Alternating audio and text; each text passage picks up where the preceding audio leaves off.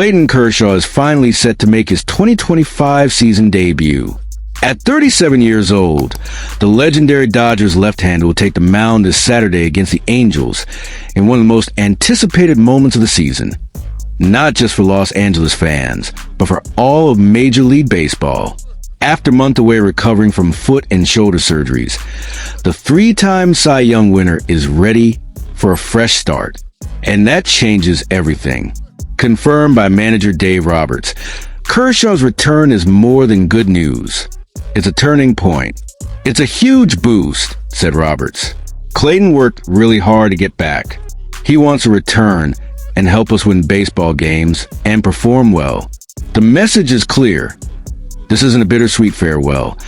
It's a genuine attempt to make an impact. The story unfolding this weekend runs deep. Kershaw, the symbol of the Dodgers' most successful era in recent decades, begins his 18th consecutive season with the franchise. That will tie him with legends like Zach Wheat and Bill Russell in terms of longevity with the team since the Dodgers moved to Los Angeles in 1958. A rare feat, rich in both history and emotion. But the moment isn't just celebratory. The need for his return is real and urgent. The Dodgers are dealing with a quiet crisis in their rotation. Blake Snell is out, Tyler Glasnow is injured, and Japanese rookie Roki Sasaki remains sidelined. In the midst of this void, Kershaw's comeback becomes not just welcome but crucial. If you feel like we're witnessing something special, a turning point, a new beginning, maybe even one final epic act, then hit the like button and subscribe to the channel. Despite still playing at a high level, every behind-the-scenes moment comes to life with context, history, and emotion. Kershaw's road to recovery has been defined by silence and hard work. After making just 7 starts in 2024, he shut down his season early in August due to persistent pain in his left big toe. In the following months, he underwent medical procedures and a long rehabilitation process, which included surgeries on both his foot and shoulder, alongside the constant question, would he return? The answer is here. Last Sunday, in his final rehab appearance for AAA Oklahoma City, Kershaw threw 57 pitches over 4 innings. He recorded 2 strikeouts, allowed 2 runs, 2 hits, and 2 walks. Nothing eye-popping on paper, but in context, it says a lot. He's healthy. And more importantly, he's focused. It was good to focus on pitching, he told Clack AM Radio. Last year, all I thought about was the pain. Now I can think about the game. Those words reveal something important. For an athlete like Kershaw, being physically able isn't enough. Mental clarity is essential. The freedom to focus on each pitch, not each physical ache, is what makes a difference. That freedom, which seemed unreachable just months ago, may now be the fuel for a powerful return. Dave Roberts echoed that sentiment. Clayton doesn't just want to be back. He wants to be truly back. He wants to compete, to deliver, and to be part of the machine that makes this team win. That says a lot about the atmosphere inside the Dodgers clubhouse. The team isn't just missing a strong arm, they're missing a leader. And Kershaw is exactly that. The timing of this return is symbolic. 2. The team has been on a solid run and remains competitive despite major injuries. Kershaw watched this stretch from home on TV and admitted that the team's performance motivated him even more. It's an incredible team. After 40 games, you can see a lot is going right. I just want to be part of it. That desire to be part of it isn't just rhetoric. It's existential. He even admitted, I'm tired of taking up space.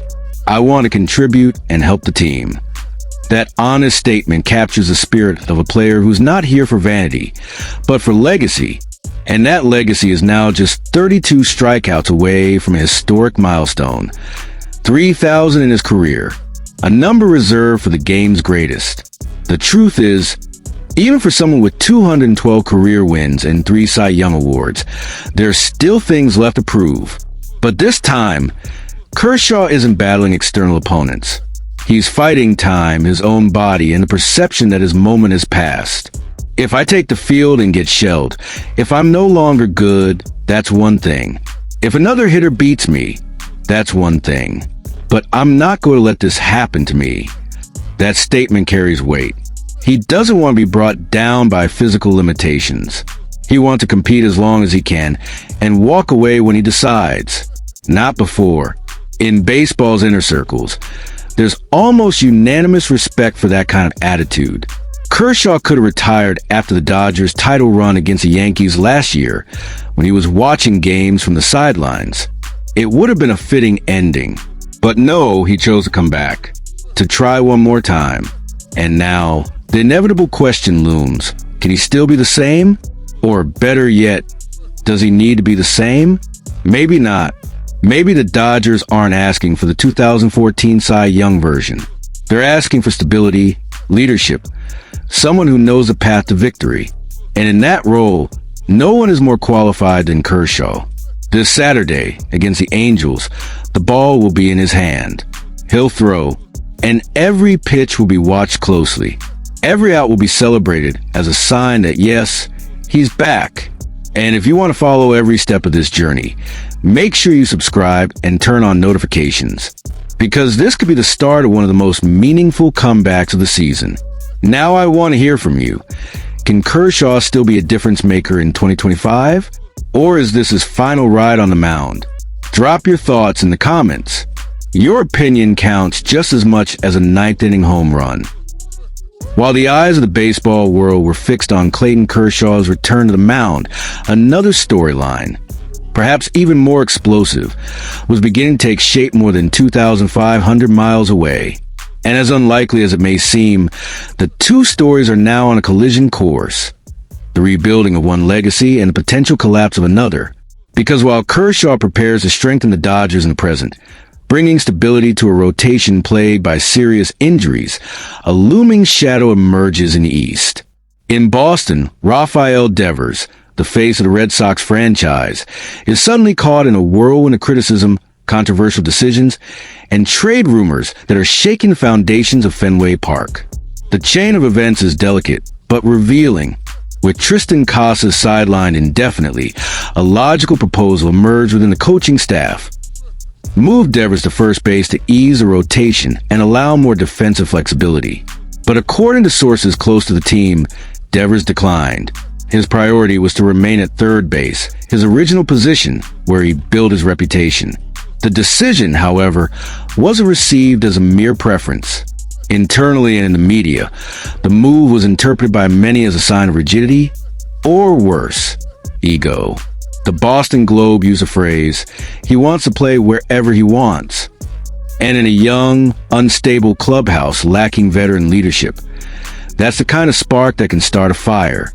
Devers responded, denying any internal problems and affirming that communication with manager Alex Cora remained strong. But in baseball, what's said publicly rarely erases what's felt behind closed doors. Once trust is fractured, it takes time to rebuild. Despite still playing in this tense atmosphere that the most shocking suggestion so far surfaced, journalist Kerry Miller of Bleacher Report floated the idea that Boston should consider trading Rafael Devers. And the proposed destination couldn't be more symbolic: Los Angeles Dodgers. The same franchise that is currently celebrating the return of one of its greatest icons. The same team facing the simultaneous absence of Blake Snell, Tyler Glasnow, and rookie phenom Roki Sasaki. The same team that has never been afraid to take risks, or to go all in on the present. And Miller didn't mince words. The Dodgers can easily afford Devers. They've already shattered every payroll barrier in the league, are spending over $400 million in salaries this year, and couldn't care less about luxury tax penalties. If there's a team that can take on a $300+ million contract, it's Los Angeles. And it's not just about financial muscle. The Dodgers also have what the Red Sox need: young, major league ready talent and highly valued prospects. Names like Dalton Rushing, Bobby Miller, and even James Outman could, in theory, be part of a serious trade conversation. That's without even touching on a minor league system that remains among the best in baseball. But this goes beyond numbers. There's something almost poetic and deeply unsettling about this possible move. Because if the Dodgers already took Mookie Betts from Boston in 2020, trading the former MVP for a package that is still questioned today. Imagining Rafael Devers wearing that same uniform is like a nightmare returning for Red Sox fans. For Devers, the trade would carry meaning too. In Los Angeles, he would reunite with Betts, rejoin a winning culture, and most of all, be freed from the pressure he's carried in Boston since becoming the franchise face after the departure of Xander Bogaerts and the post-Betts identity crisis. The question now hanging over everything, is Boston truly willing to part with its biggest star? Because even amid the current turbulence, Devers remains one of the league's most feared hitters. He's young, charismatic, and under contract through 2033. Trading a player of this caliber is never easy, and rarely comes without deep consequences for a franchise's image. But the dynamic changes when internal noise grows louder, when the team isn't winning, when the clubhouse shows signs of fracture, and especially when the fan base begins to wonder if the star still reflects the heart of the franchise. Meanwhile, the Dodgers watch. And wait, they know time is on their side. Kershaw is back. The lineup already boasts Betts, Ohtani, and Freeman. And now, with one final push, Devers, what is already an offensive machine, could become an unstoppable force. What's at stake here is more than just a trade. It's about legacy, about how a franchise handles its stars in crisis, about how long a fan base's patience lasts, and about the hunger of another, willing to do whatever it takes to win, now and always. So here's the big question.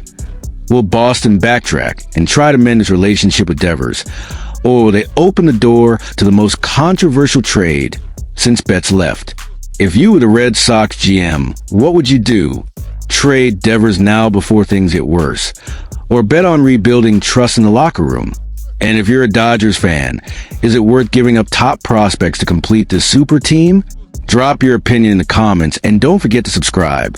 Because in the next video, we might dive into exactly which names Boston would demand for Devers, or just how far the Dodgers are willing to go.